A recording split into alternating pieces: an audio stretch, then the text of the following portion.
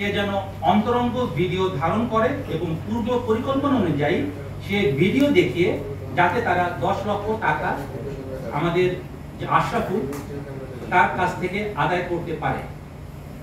পূর্ব পরিকল্পনা অনুযায়ী ভিকটিম আশরাফুলকে শামীমা মালটা শরবতের সাথে ঘুমের ওষুধ খাইয়ে হালকা অচেতন করে যাতে বাইরে হতে জ্বরে অন্তরঙ্গ মুহূর্তে ভিডিও ধারণ করলে আশরাফুল তা বুঝতে না পারে।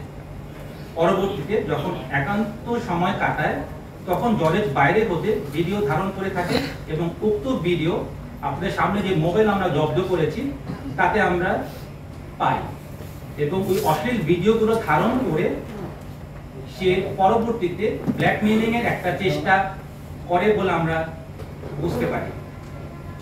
প্রিয় সাংবাদিক বৃন্দ, শামীমা দেওয়া তথ্য মতে 12 নভেম্বর 2025 তারিখ দুপুরে আশরাফুল যখন পুরোপুরি অচেতন হয়ে পড়ে তখন জ্বরে আশরাফুলের হাত দড়ি দিয়ে বেঁধে ফেলে এবং মুখ কষ্টে দিয়ে আটকিয়ে দেয়। জ্বরের এক পর্যায়ে অতিরিক্ত ইয়াবা সেবন করে উত্তেজিত হয়ে অচেতন থাকা ভিকটিম আশরাফকে হাতুড়ি দিয়ে এলোপাথারি পেটাতে থাকে। তার আঘাতে এবং মুখ স্কচ টেপ দিয়ে বাধা থাকায় শ্বাস না নিতে পেরে ঘটনাস্থলে ভিকটিম আশরাফুল মৃত্যুবরণ করেন।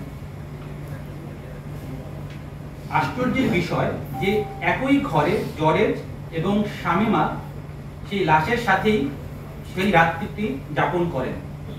পরবর্তী দিন অর্থাৎ 13 নভেম্বর 2025 তারিখ আশরাফুলের মৃতদেহ গুম করার উদ্দেশ্যে জ্বরের নিকটস্থ বাজার হতে চাপাতি ও 2টি ড্রাম কিনে আনেন।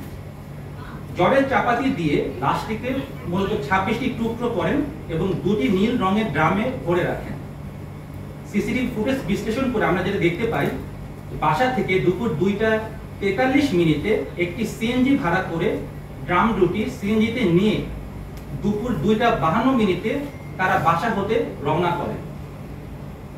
পরবর্তীতে সিসিটিভি ফুটেজে যেটা হাইকোর্ট প্রাঙ্গণে সেখানে আমরা দেখতে পাই 3টা 13 হাইকোর্ট মাজার গেটের নিকট আসলে রাস্তায় আইন শৃঙ্খলা বাহিনীর তৎপরতা দেখে লাশ ভর্তি ড্রাম দুটি হাইকোর্টের পানির পাম্প সংলগ্ন একটি ফাঁকা জায়গায় প্রধান সড়কের পাশে একটি বড় গাছের নিচে রেখে তারা অতি দ্রুত হাইকোর্ট এলাকা হতে একটি অটোযোগে সায়দাবাদের উদ্দেশ্যে চলে যান।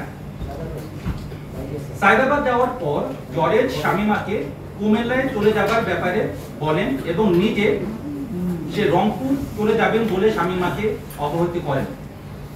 সে অনুযায়ী শামীমা কুমিল্লা তার নিজ বাড়িতে গমন করেন এবং জ্বরেদের সাথে তার যোগাযোগ সম্পূর্ণভাবে বিচ্ছিন্ন করে দেন। প্রিয় সাংবাদিক বৃন্দ, শামীমা দেওয়া তথ্য মতে ভিকটিমে আশরাফুলের রক্তমাখা সাদা রঙের পায়জামা পাঞ্জাবি সহ হত্যার কাজে ব্যবহৃত দড়ি, স্কচটেপ, গোল গলা গেঞ্জি এবং একটি হাফ প্যান্ট একটি বস্তার ভিতর মুখ বাঁধা অবস্থায় শনির আক্রাস্ত নূরপুর এলাকা হতে র্যাব 3-এর একটি আভিযানিক দল উদ্ধার করতে সক্ষম হয়। এছাড়াও তার মোবাইল যেগুলো আমরা পেয়েছি তার থেকেও আমরা বিভিন্ন আলামত আমরা যে ভিডিওগুলো সে ধারণ করেছে এবং নগ্ন ভিডিও এবং ছবি সেগুলো আমরা উদ্ধার করতে সক্ষম হয়েছি। এখানে উল্লেখ্য যে শামীমা দেওয়া তথ্য অনুযায়ী মূলত ব্ল্যাকমেইলিং করাটাই এবং টাকা উপার্জন করাটাই এই ঘটনার মূল উদ্দেশ্য ছিল। তবে জরেশ কর্তৃক নৃশংসভাবে হত্যাকাণ্ডের পিছনে কোনো পূর্ব শত্রুতা আছে কিনা কিংবা পরকীয়ার কোনো বিষয় রয়েছে কিনা তা মূল আসামি জরেজকে জিজ্ঞাসাবাদে বেরিয়ে আসবে বলে আমরা মনে করছি। ধৃত আসামিদের বিরুদ্ধে পরবর্তী আইনানুগ ব্যবস্থা গ্রহণের জন্য শাহবাগ থানায় হস্তান্তর করা হয়েছে। ধন্যবাদ।